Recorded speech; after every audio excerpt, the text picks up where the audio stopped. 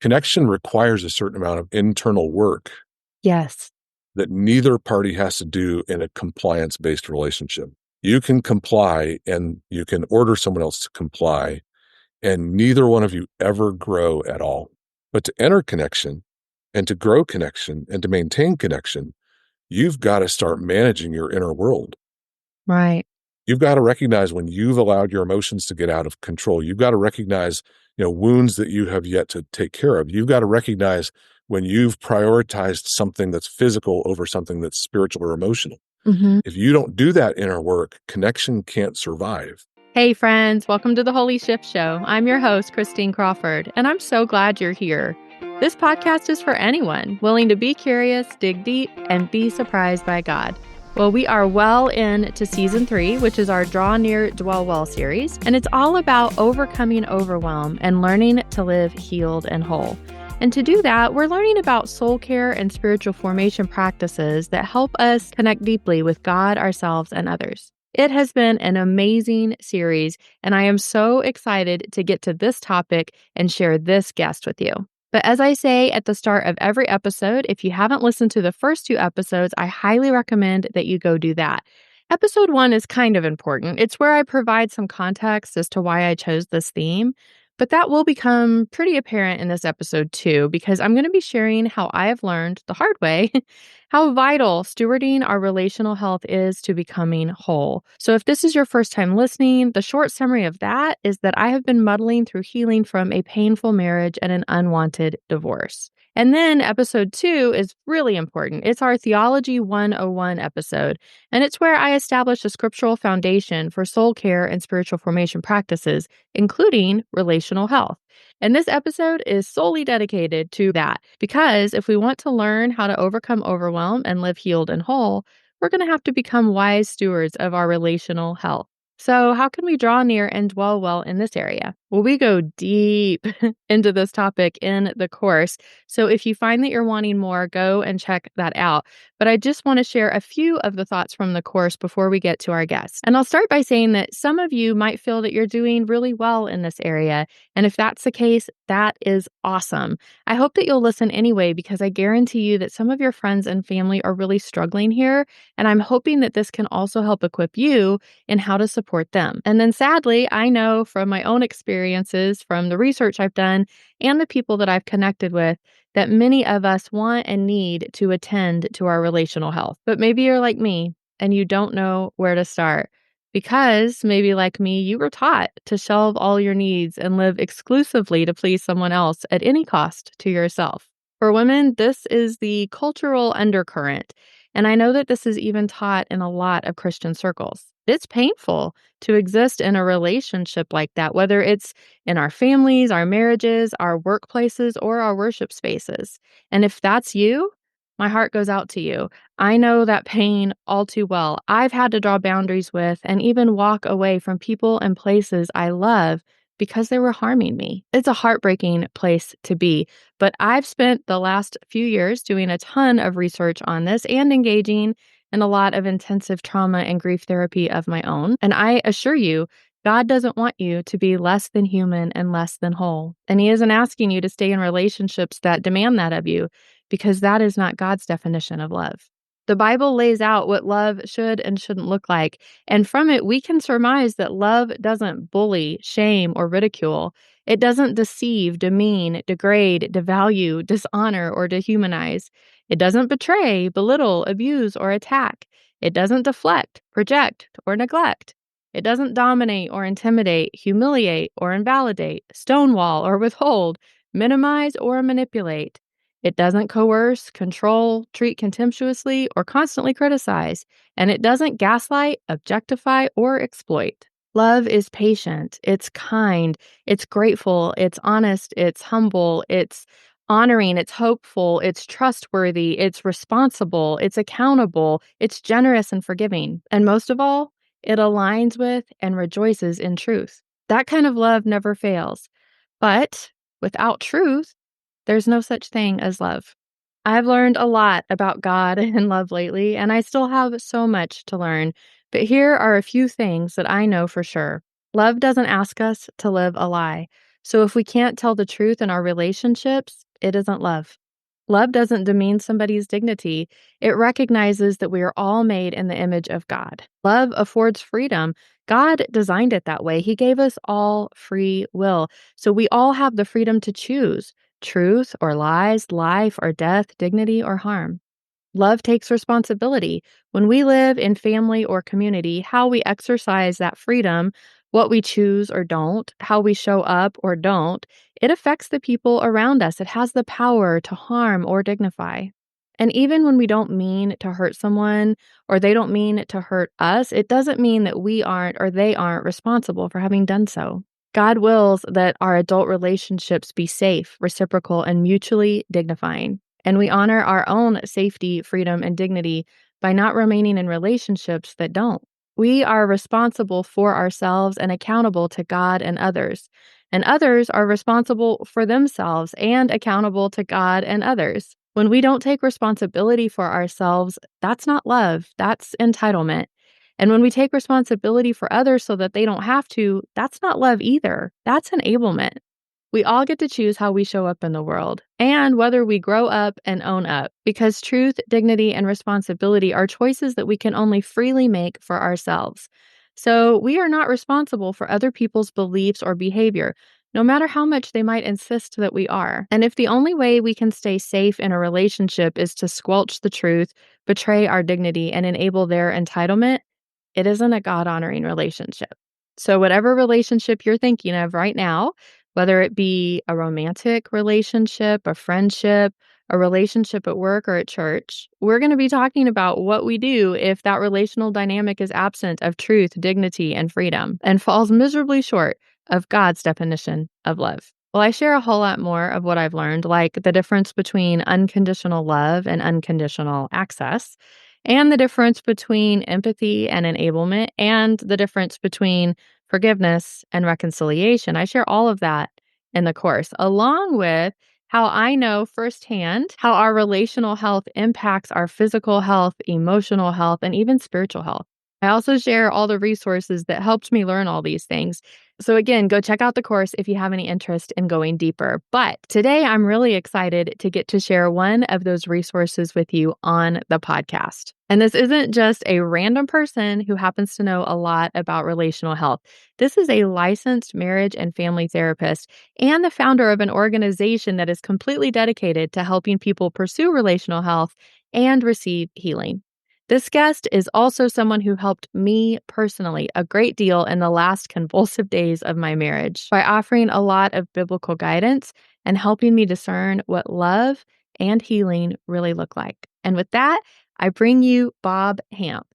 Bob is a seasoned counselor, author, and spiritual leader renowned for his unique approach to teaching freedom through a spiritual lens. He teaches often on the dynamics of healthy and unhealthy relationships and how thinking differently helps us experience spiritual healing and wholeness. He has mentored and coached hundreds of counselors, pastors, and leaders, and his teachings emphasize sound theology, God's healing presence, and the transformative power of freedom in becoming the person God created us to be. I am very excited to introduce you to Bob today, and it's my hope that this episode and this whole season will serve as an opportunity for us all to shift our perspective on Jesus and accept his invitation to draw near and dwell well. So listen in and join us as we explore the upside-down kingdom of God as the right way forward in faith and life.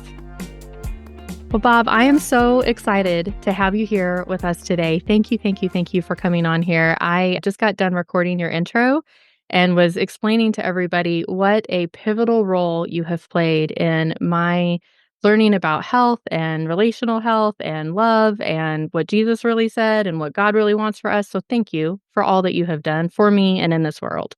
Well, that's a lot to be thanking me for. I'm now I don't even know what to say to that. So Yeah. you're welcome, and it's kind that you attribute those things to me. Oh, well, you really have been wonderful, and I'm really grateful to have you in my world and have you on the show. I'm excited to share you with my community. And I would love for you just to start by telling us like what drew you to the work that you're doing and what are you hoping that you're accomplishing in the world with all this stuff? You know, it's funny because I think of the last 30 years of my life as this ongoing evolution of my own work becoming the work that I do. if I really backed all the way up, there was a point where I watched my parents' marriage crumble and not really understanding anything except that the family I thought was secure was suddenly not. I really felt a sense of, I want to learn how to get it right. And then years later, I really felt like the Lord calling me into it as a profession, as a counselor. And so following that calling, got a degree in marriage and family therapy. And then going into practice in the early 90s, I always want to say in the 1990s, practice in the early 90s, I began exploring what is my clinical practice have to do with what I believe and read in the New Testament and Mhm. how those things intersect. Mhm. So honestly, for the first 15-ish years of the work that I've done, it's been about developing this freedom ministry thing that, was so foundational to how I now think and the things that I teach and do and write about. But then there was a big shift that happened. I don't know any other way to say this except things began to really turn in a very surprising and painful way in my Mm. own marriage. Mhm. And two things, having decided I was going to get it right because my parents got it wrong, and committed to help others with their marriages and was doing so both in the context of a clinical practice and church settings. Mhm. And I was really like deeply attached to the idea of figuring this out and getting it right. Because of that, over the next 10 years, I had 6 different counselors tell me that I was being abused in my marriage. Mhm. And I literally looked at all 6 of them and said, no, that's not what's happening. And I explained to each one of them, it's just, it's this, it's that. I explained to all of them why they were wrong. And all 6 of them seemed to, be willing for me to tell them they were wrong, but they insisted that they were not. Uh, And finally, one day, one of them recommended a book to me called The Betrayal Bond by Patrick Carnes. mhm. Mhm. And I thought, well, she's recommending this book to me so that I can better understand the trauma that my partner had gone through and be a better partner to help them, go through this trauma. And in chapter 1 of that book, I began to realize the book was about me, not about her.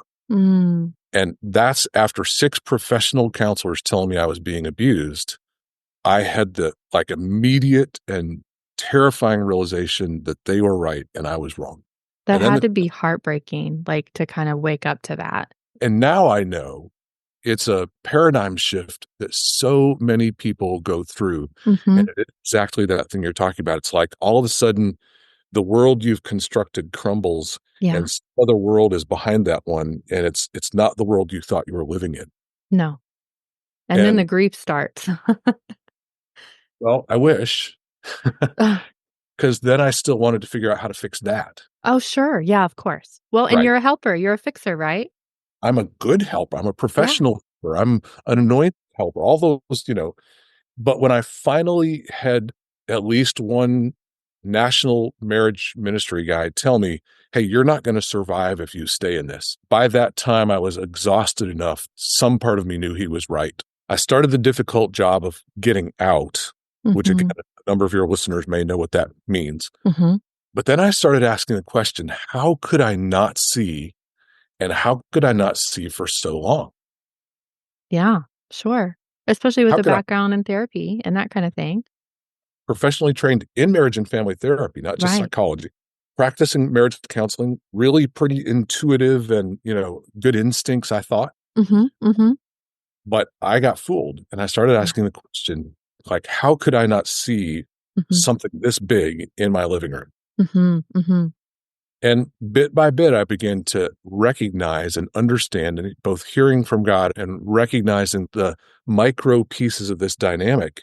So one Tuesday night, I did a Facebook Live teaching on understanding the dynamics of abuse, where I laid out what I'd finally come to understand. How can it be hidden right in front of our eyes?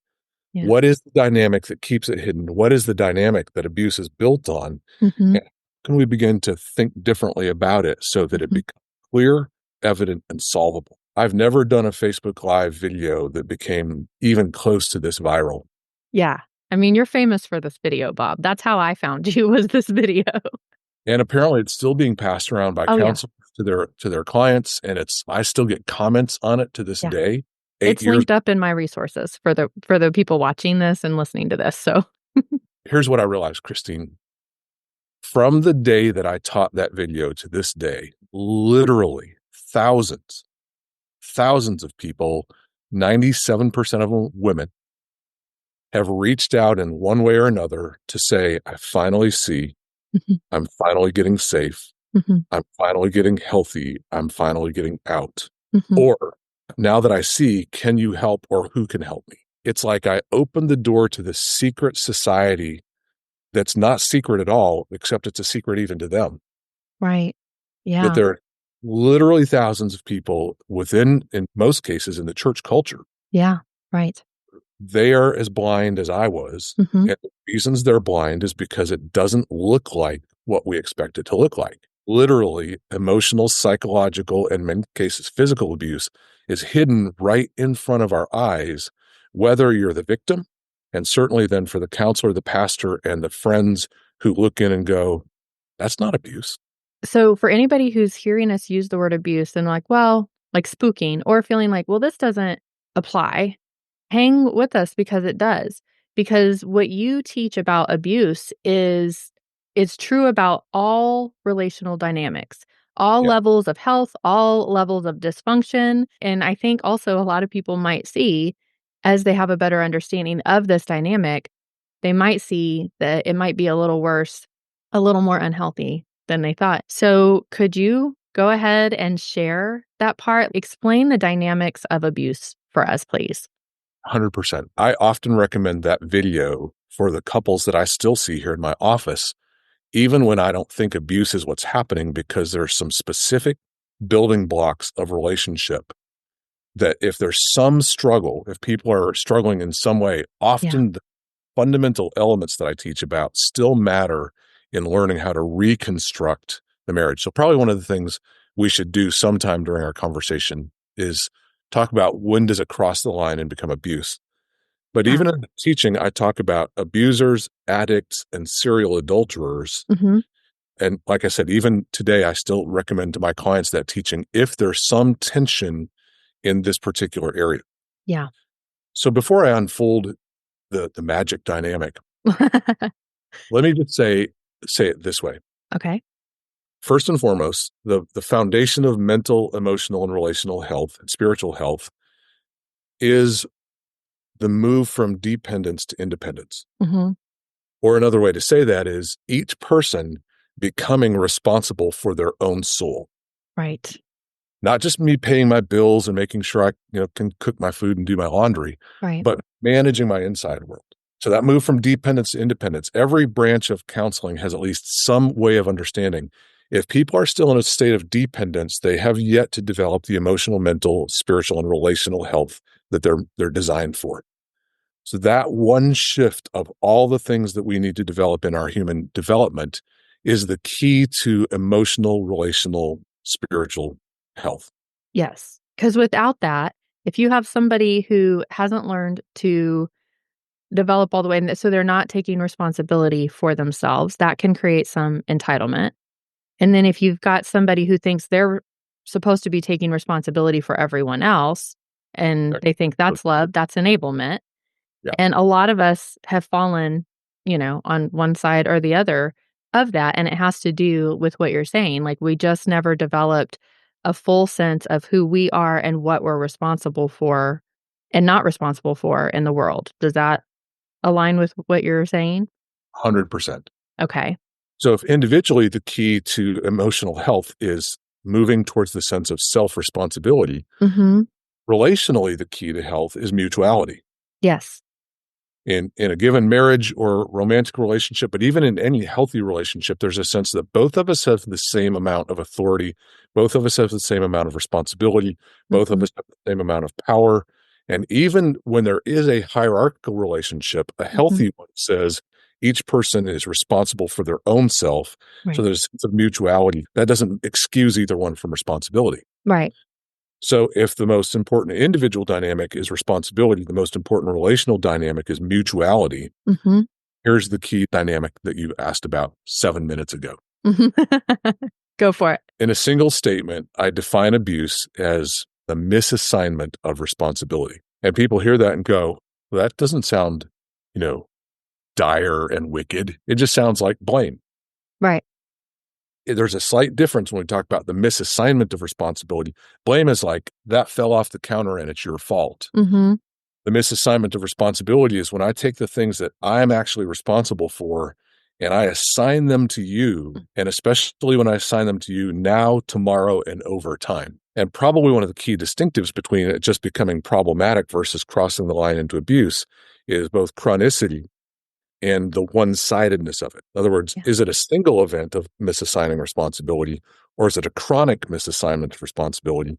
Yeah. If it's one-sided and it stays that way over time, then what you have is one person is consistently assigning responsibility to the other person, not because I spilled the water or because I, dropped something on the floor, but I'm assigning responsibility to the other person for my well-being. When I say that doesn't sound dire or terrible, one of the ways that I help illustrate this is I talk about the understanding. If you look at what's probably the most clear picture of abusive behavior, that would be sexual abuse from an adult to a child. Right.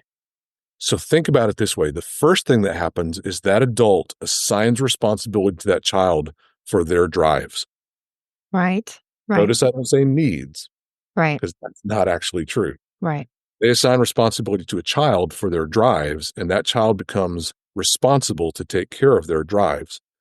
Number two, they assign responsibility to that child for their choice. Mm-hmm. I did this to you because you're bad. I did this to you because you're good. I did this to you because you're pretty. I did this to you because you're ugly. Mm-hmm. Always the abusive person, to some degree, justifies their choice by putting the responsibility on the other person for why they chose to do the thing they did. Third, and here's when it really starts to get wicked in the unfolding of this, they assign responsibility to the other to protect them. Yeah. You tell, I will hurt you. Mm-hmm. If you tell, I'll hurt someone you love. Mm-hmm. If you tell, it'll ruin everything. Now, this child is carrying the responsibility for a grown person in three major areas. Mm-hmm. Now, what happens if the child tells and the people they tell say, well, what was your part? Yeah, exactly. And again, that's way more common than we wish it was. Yeah. Now you've got a child not only carrying the responsibility for a broken adult, but you've got a child carrying responsibility for a system of adults who don't know what to do. You'll see this perhaps in less graphic ways, but consistently in the abuse dynamic that I talk about. The abusive person says, I wouldn't yell at you if you just have dinner on the table or give me more sex or whatever it might be. I chose to behave badly because of something you did. And you understand I'm just a jealous person. I wouldn't be jealous if you would give me more attention. Yeah. And it starts to unfold where the spouse who's being abused, or in just that imbalanced dynamic, the spouse begins to feel like, well, it's my job to help them. Right. It's my job to help them, not be angry. And unfortunately, and I know we're going to get to this in a little bit, but unfortunately, that dynamic is really fostered even more in many, many religious environments. Mm-hmm. Especially the conservative church, which is my background and your background. And we always hope that church is not like culture, which can be really harmful. Church is supposed to be a safe place, especially for the vulnerable. And yet we see at least the way some of these teachings are weaponized causes that discrepancy in power that you also talk about, and ends in that misassignment of responsibility where women are taught that they're responsible for their husband's fear and insecurity and lust and rage and even their ignorance. Well, so let's talk about it for a minute from the perspective of kind of the classical church teachings. Often there's a teaching in many religious environments, like you said, conservative church, there's a teaching that says, for instance, men have needs. Mm-hmm. Whether they're talking about sexual or whether they're talking about ego needs, whatever it might be, it's the woman's job to make sure that those needs are met. Mm-hmm. Well, my goodness. I mean, if that teaching, just that concept alone Mm-hmm. supports everything I've just said that's completely dysfunctional about a relationship. It says first and foremost that let's say male in this case, the male isn't responsible for his own emotional maturity. Mm-hmm. The male isn't responsible for his own development around his sexual drives and sexual urges. The male isn't responsible to develop his own sense of security and a sense of well-being. It's someone else's responsibility to give that to him. Well, both people get that message. Mm-hmm. The male gets the idea that it's the woman's responsibility to make him feel okay about himself. The woman gets the idea that it's up to her whether he's doing okay or not. And so all it takes is any degree of insecurity on the man's part, and he's going to assume she's just not doing something right. Which is really wicked, Bob, because what happens is women believe that too. So when he's doing something cruel or harmful or hurtful or whatever else, he assumes it's her fault, but so does she. So it gets in that loop like you were talking about earlier, where then you just try to fix it. You just think, if I can become this person, if I can just say it just perfectly, then he won't do X, Y, and Z. And it ends up usually escalating the situation. Exactly. And that's why I say both sides get that teaching. Yeah. The one gets the clear idea, well, it's up to you to make him not be insecure. What's the experience going to be for a typical woman? The experience is going to be they'll start questioning themselves and say, what am I not doing right that Right. he's so angry? What am I not doing right that he's whatever problem they perceive with their spouse, they automatically take it on themselves. Here's the really wicked one. It's up to you to make him not be addicted to porn. Right. One of the big problems with that teaching isn't just the misassignment of responsibility, but it's the equating married sex with porn. Yeah. Yeah. Yes. They're not even in the same category. Right. Married sex is about intimacy and connectedness and two becoming one. Porn is about out of control sexuality that objectifies women and makes a man's drives more important than the mutuality of two become one. Right. And to somehow say that married sex should replace porn says that men should objectify their wives and the women should become object of pornographic thinking. Yes. And there are way too many women that just got really uncomfortable because it is way too common in the church to be taught that you are an object. Like you are there to meet his needs. And it makes sex, and there's some really great work out there about this. Sheila Gregor has some really great work about this, about how sex is supposed to be a mutual, bonding, intimate thing. And in so many people's marriages, women just feel like they're being taken from, not like a sharing. It's just a taking. And they have been objectified and exploited by their own husbands and by their own churches and pastors who have told them that that's their role. I've been doing a lot of research on this and seeing the percentage of women. I mean, it's just sometimes when I look at my stuff, I just weep and weep and weep. My heart just breaks for all of the people who have been imprisoned to this kind of like holy language around objectification and abuse. And it's devastating. It's destructive to both male and female. Yes. It's destructive to the female who's told you shouldn't have sexual drive or needs. Mm-hmm. You shouldn't have emotional needs. Mm-hmm. You exist to meet the emotional and sexual needs of your husband. Mm-hmm. And if she buys into that, first of all, she gives away her own autonomy and she undermines his autonomy by believing that and catering to that. Mm-hmm. It's incredibly destructive to the male who hears and believes that teaching because he buys into the idea that I'm not responsible to manage my sexual self. Right. I have men tell me all the time, well, what am I supposed to do with my drives? Do you understand that that's not even the right question to ask? Mm-hmm.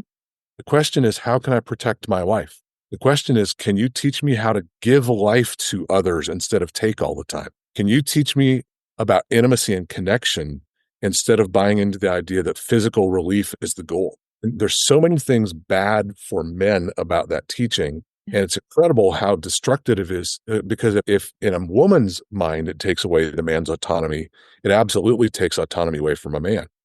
Think about the teaching that a woman has to dress a certain way for a man to not lust after her. That teaching says the woman is responsible for whether or not the man controls his thought life, controls his sexual objectification. Mm-hmm. All that says a man, is just a Cro-Magnon man, no ability to control. And here's the real key, no ability to mature. Yeah. Because honestly, mature people have learned how to manage their own soul regardless of what the people around them are doing. Spiritual maturity is about the ability to say, I can carry the nature of God even when other people are exemplifying the nature of the devil. Mm-hmm. I'm changed by other people's choices, behaviors. And so it's the exact opposite of she's responsible to make me not have lust. I had no idea we'd go so far down this road, but I talk about that misassignment of responsibility. The abusive person has a deficit. The abuse victim has a resource. And usually it's either emotional or physiological, like sex itself is a resource, emotional deficit and emotional resource. And the person with the deficit demands that the person with the resource gives it to them. Mm-hmm. Well, And without mutuality. It's so not mutual. Right. It's very one-sided, and the person with the deficit actually becomes the driving force in the relationship. Least healthy person becomes the one who defines the health of the relationship. We've got to keep in mind that there's a continuum of this, that at a certain point it becomes abusive. When it becomes chronic, when it becomes one-sided, and you mentioned again the power differential. When there becomes that power difference where one person consistently calls the shots, it becomes abuse. But on the other side of that continuum, there's just the human tendency to defend rather than take responsibility. The defense mechanisms of blame kick in when I know I've done something wrong, but it's easier for me to go, yeah, but you. So that can be a mutual thing because it is difficult for people. Like you said, mutuality is not taught. Right.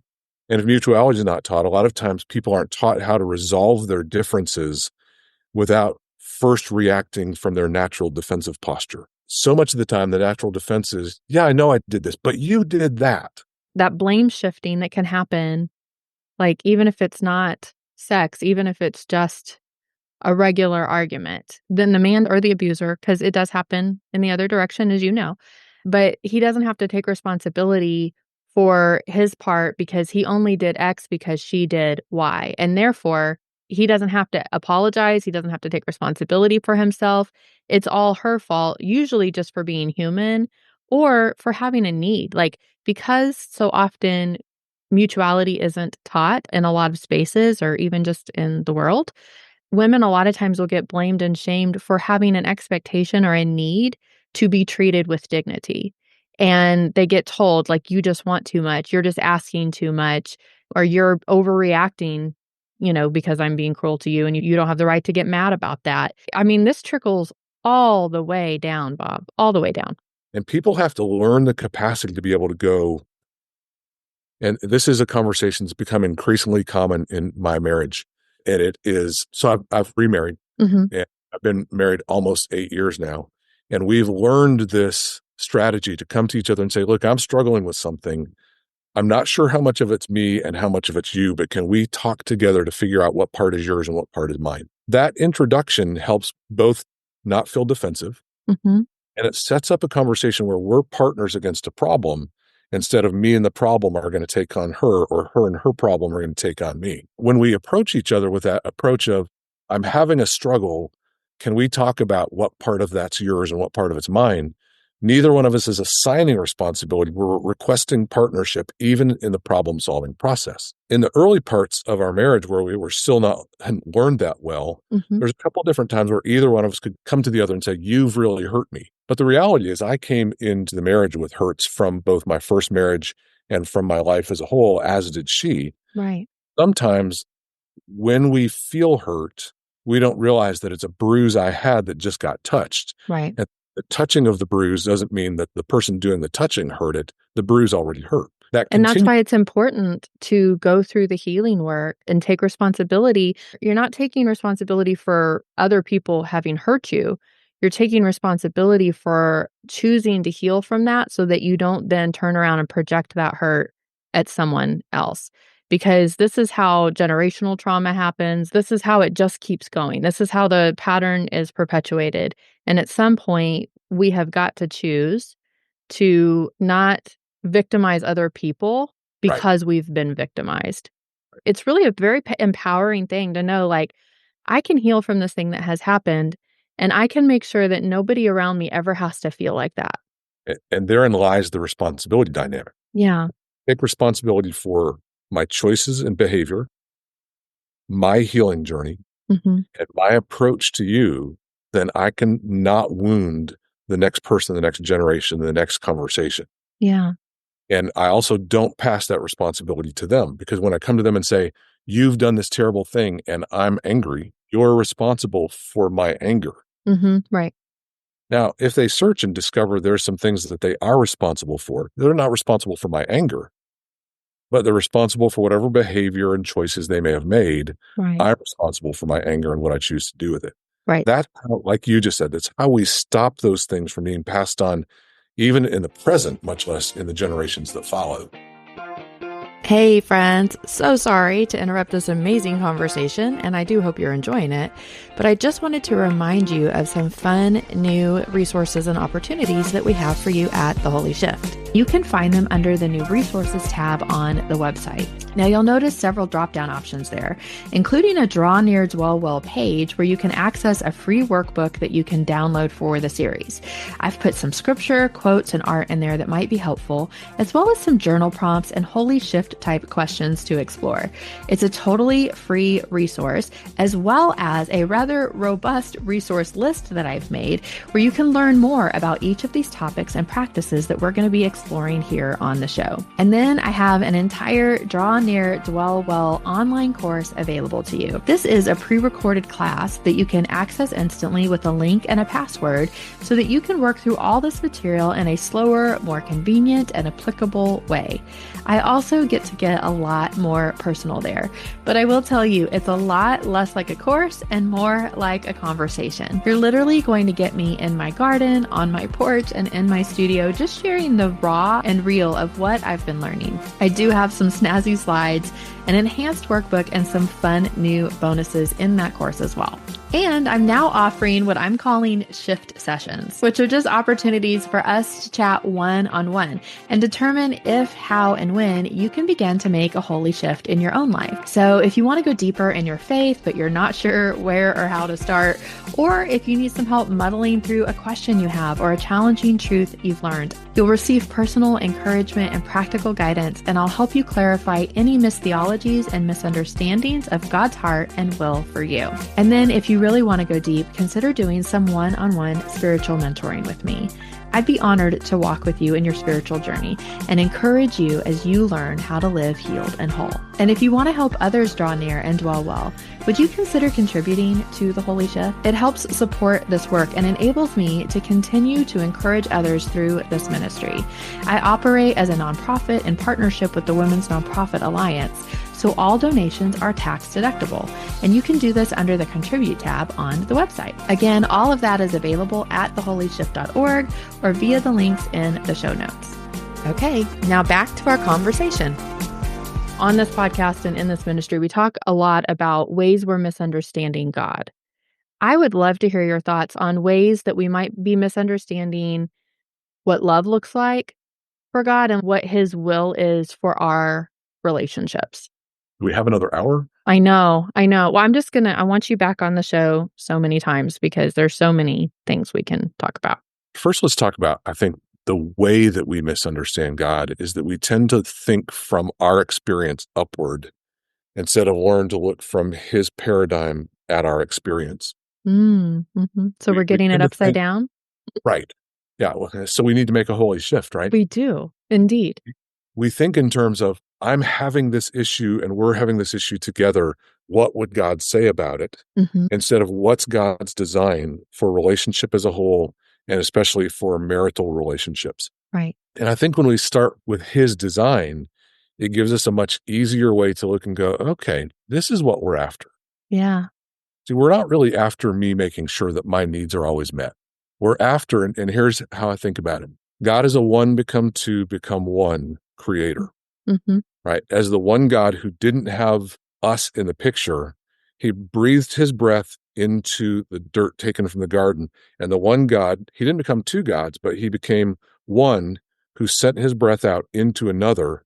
And then He called us back to oneness with Him. So the one God who breathed and became His spirit in Him and His spirit in us calls us back to that oneness. That's the picture of what He's done in us.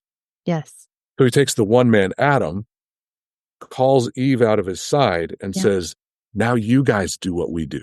Yeah. And that's how marriage is supposed to align with God. And Bob, we're not hearing it taught that way.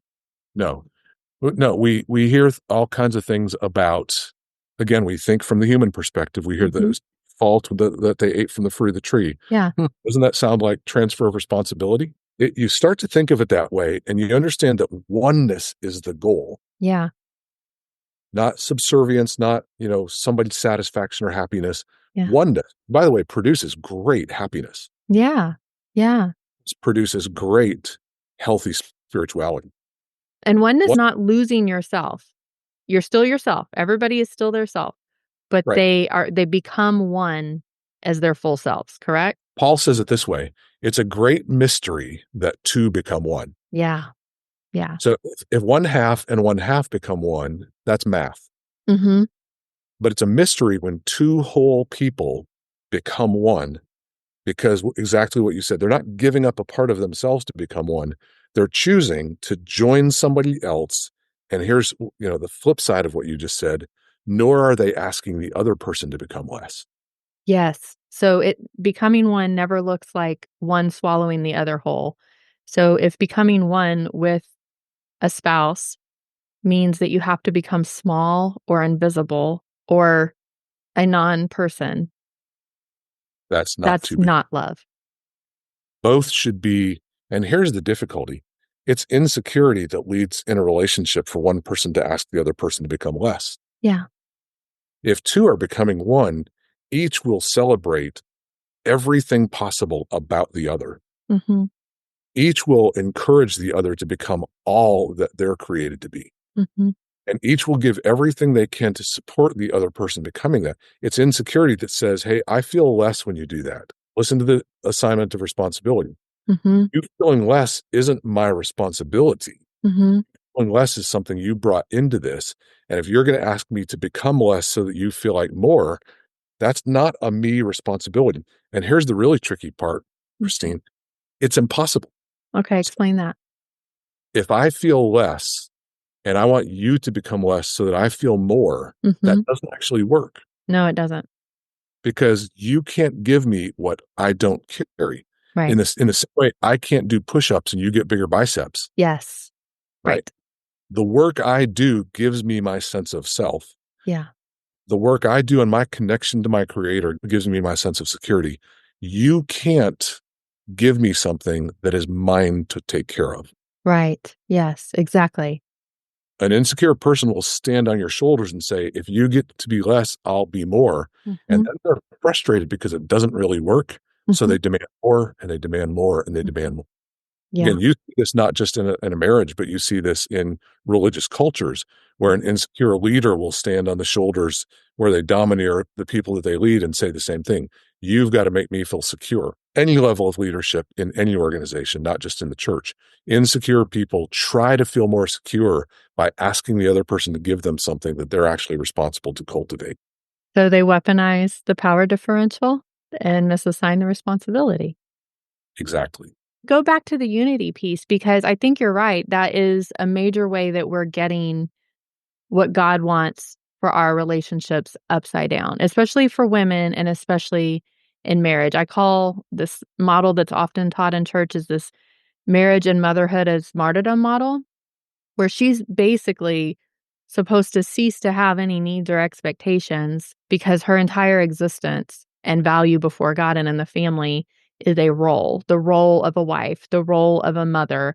And you have to die to yourself doesn't mean deny your humanity, but it gets taught that way. And it is taught specifically to women. And what you're describing is no, two full people that are two separate people become one in this beautiful, beautiful way. And there are passages in the Bible that teach this just exquisitely. But yet, because Ephesians they're taught by people with a different power structure and a different idea, they get weaponized the most. Ephesians 5 that's so often used to try to subject women, which isn't even the word used there. The word submit has a completely different meaning. Right. And it also isn't in the sentence about women. It's like further up in the sentence about submitting to one another out of reverence for Christ. Is Some mutual. translations stick the verb in the wrong place and it creates a whole thing. And so that's the perfect passage on mutuality. Yeah. Submit one to another in the love for Christ says, because you become two, the methodology of becoming one again is when you both surrender to one another. Yes. Yes. And for one to demand that the other submit, which actually they mean the word subject themselves, Right. Yes. because by definition, submit has to be chosen. Mm-hmm. Free. If submission isn't chosen freely, Yeah. then it's not really submission, it's subjection. So the whole chapter is really about mutuality, Yeah. And not yes, about. and unity. So when we give ourselves one to another in the love of Christ, then what happens is each of us becomes more, not by one becoming less, but by each giving to the other volitionally what you have to give to the other. And so each one is strengthened by that. A minute ago I said that mutuality and oneness creates real happiness. Mutuality forces spiritual maturity because you have to learn how to give up on immaturity. Right. You can't approach oneness and hang on to selfishness. Right. It's impossible. The two are completely at odds with one another. And I'm Yeah. just going to say it this way. Mutuality makes great sex Sure. because both people have equal rights. Both people have equal responsibility. Both people are connected, body, soul, and spirit, and not just body.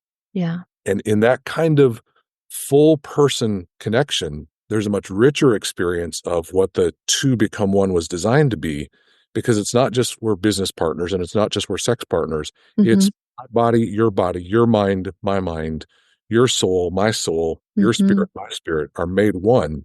Mm-hmm. And in that act of oneness, there's far more than the capacity to reach a final climax. Mm-hmm. There's a creation of a new union. So don't want to overdo that too much, but I also don't want to underdo it. No, that's great. Thank So you. when we start from the perspective of what was God doing, Yeah. one become two, become one, it completely upends this whole thing that's about my needs Right. Right. or about someone else taking a particular subjected role Yes. or it's about, fulfilling instructions. We seldom go deep enough in real spiritual maturity. Okay. And what I mean by that, we think more about compliance than we do about connection. Mm-hmm. Oh my gosh, that's what this entire Draw Near, Dwell Well series is about. Because so often what we're being taught about marriage, we're also being taught about the relationship with God. And He doesn't want our compliance. He's invited us to intimacy. He's invited us to connection. And the Yes. real freedom and joy and peace and transformation comes when we're connected with Him, resting in Him, not when we're cranking it out and complying. Connection requires a certain amount of internal work Yes. that neither party has to do in a compliance-based relationship.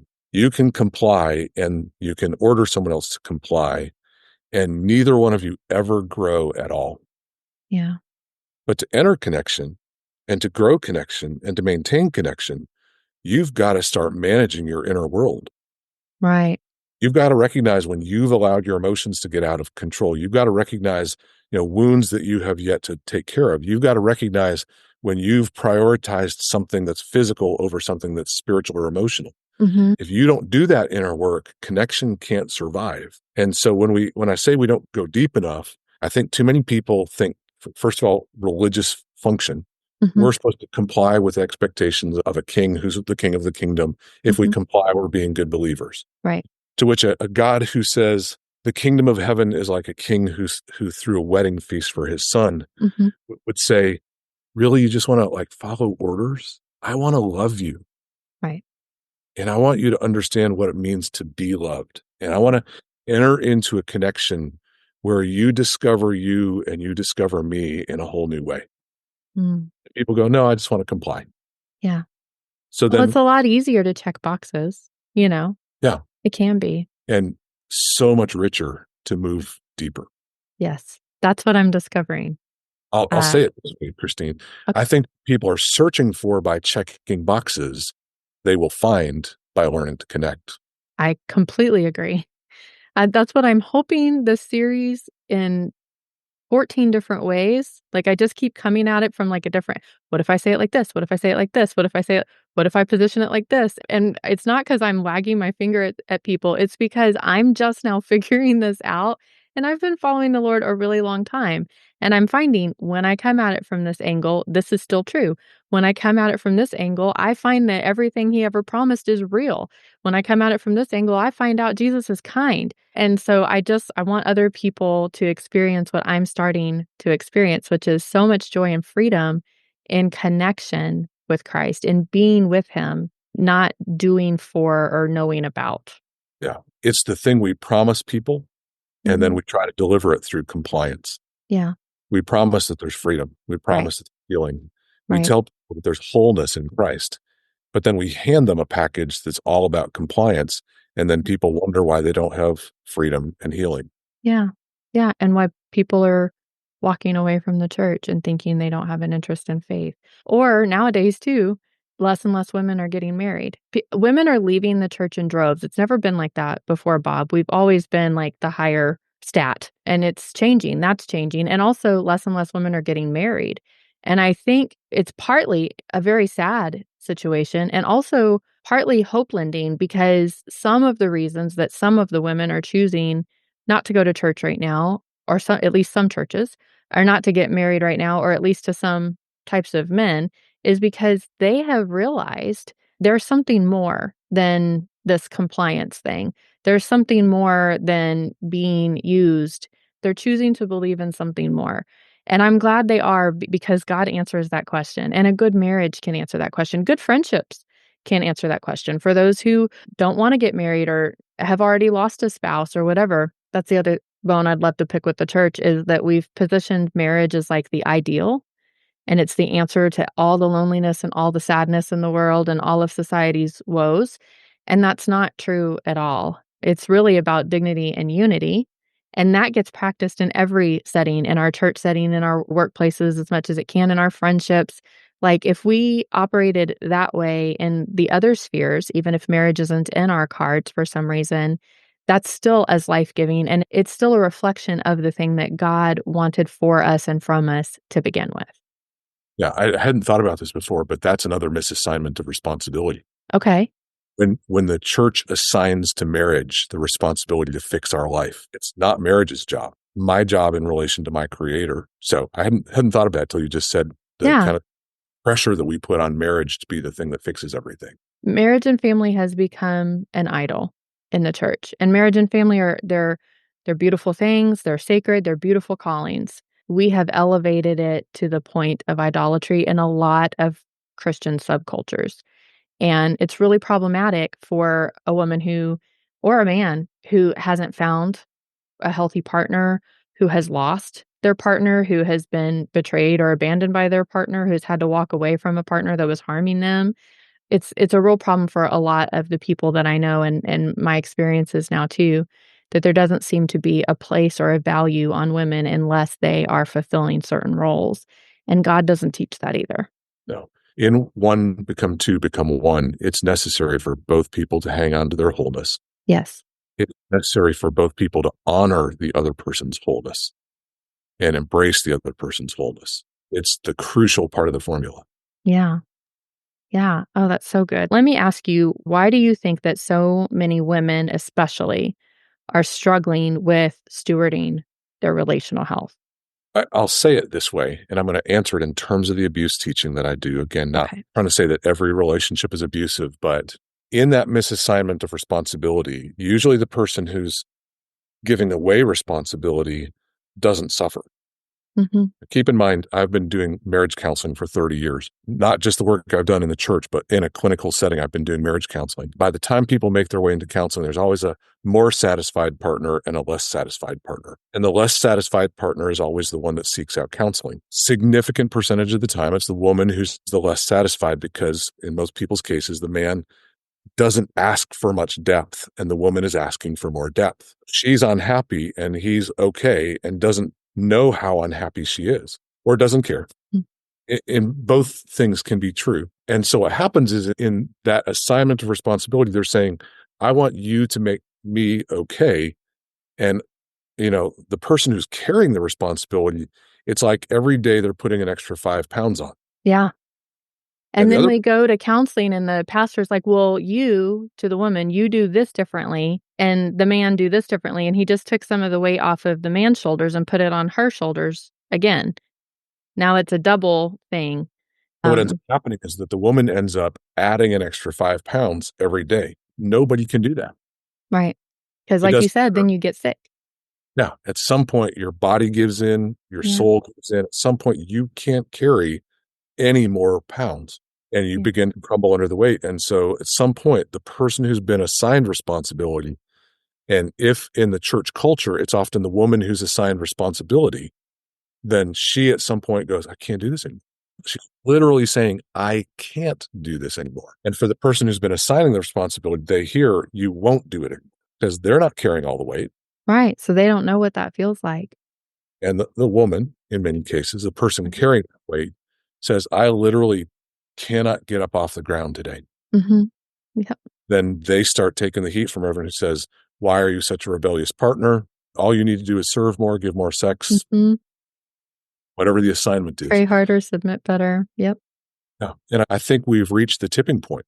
Yeah. I've been taught that long enough that people are going, I can't carry that weight anymore. Yeah.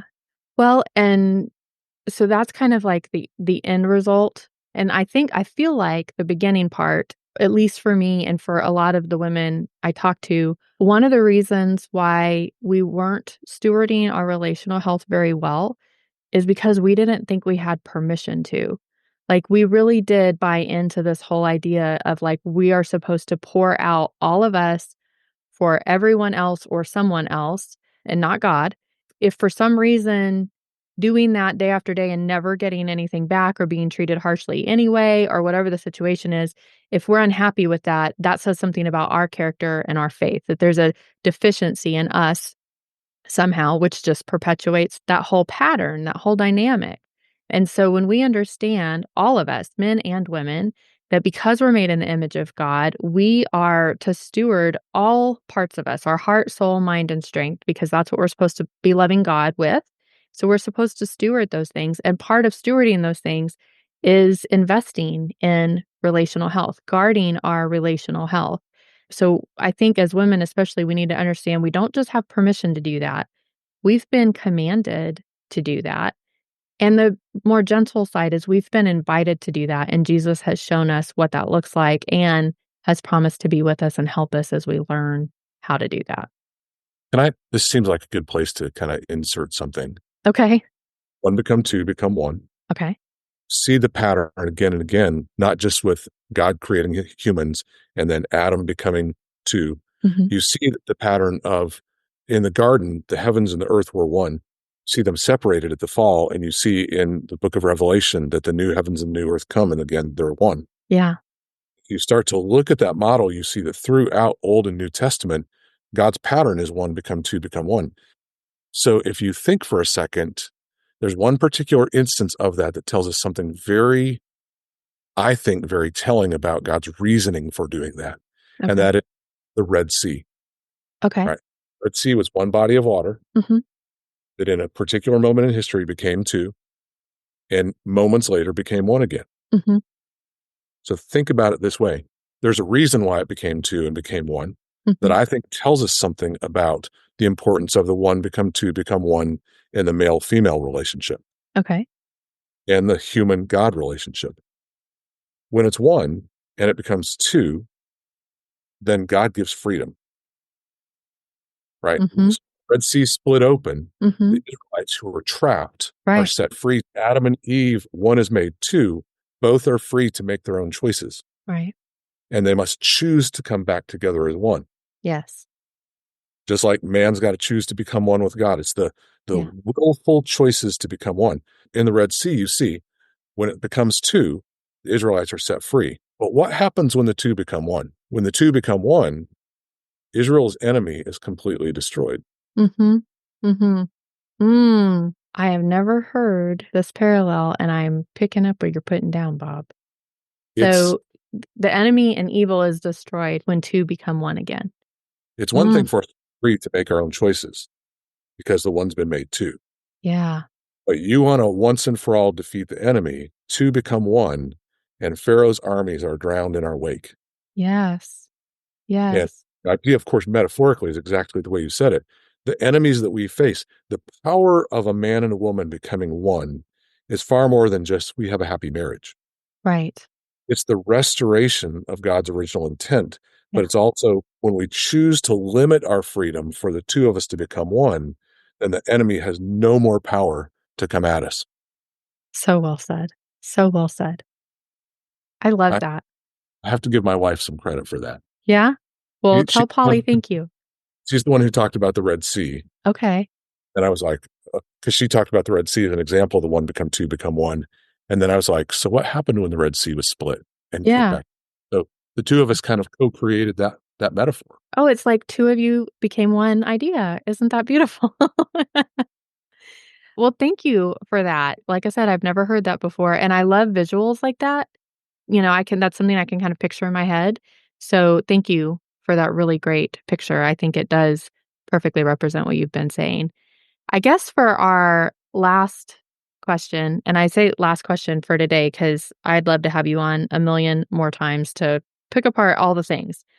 But for the people who are listening right now, either they are struggling in a relationship or they know somebody who is struggling, give us a next step application. Like, what is the next step someone can take if they want to begin to experience a holy shift in their relational health? I want to take an hour to teach the answer to that. It's a single question. I'm going to say this: learn to see with different eyes. Okay. And for the person in the struggling relationship, put the framework of responsibility over it instead of demand, expectation, needs. Put the framework of responsibility and ask yourself this: what are you responsible for? And what's your partner responsible for? And you begin to separate those things out and give all of your energy to what you're responsible for. You're Yes. responsible to manage your inside world. You're responsible to get healthy and well. You're responsible to cultivate a meaningful relationship with your creator. And your partner is responsible to do all those things for themselves. You cannot do it for them. Right. For the person you described, a second kind of person, and that is a friend or an observer or even a counselor or Mm. pastor. Again, put the framework of responsibility over this and understand if you make one person responsible for someone else's choices, you weaken them both. Yes. To say to the woman in a marriage counseling session, you need to submit more to make him a better man, Mm-hmm. actually destructive to each person and the union. Right. Because we've not been called to submit to sin. No. People say you're supposed to die to yourself, but that's an incredible misapplication of that concept. Yes. I will die to the part of me that keeps me from being fully who I'm created and redeemed to be, Yes. but I will not die to the part of me that was created by God and redeemed to be fulfilling his calling in nature. Ugh, if it wasn't disruptive, I would clap so loud right now. I'm very excited about this. I die to that part of me. Yeah. I'm sacrificing something God has given me to give to the world. Yeah. We die to sin, not to personhood. Yes. I love it. Thank you, Bob. That was amazing. Well, I am going to link up all of the ways that people can find you because I really want them to find you. Again, what a saving grace you were for me when I found you.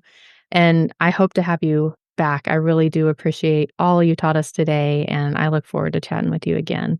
I really appreciate you opening the door for me to share and partnering with me in this process. Thanks, Bob.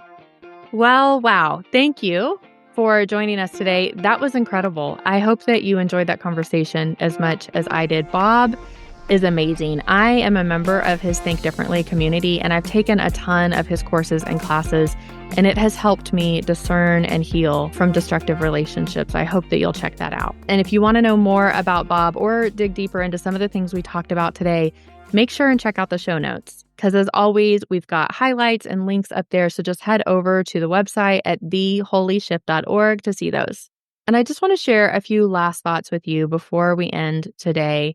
I hope we can now see how tolerating unrepentant patterns of harm in the name of Jesus is not the way of Jesus, and it's not his will for your life. We are stewards of our own hearts and lives, so we're to guard them. And not being safe in our own homes or living in close relationships with people who say they love us but treat us with contempt, it's heartbreaking, it's debilitating, it's dehumanizing.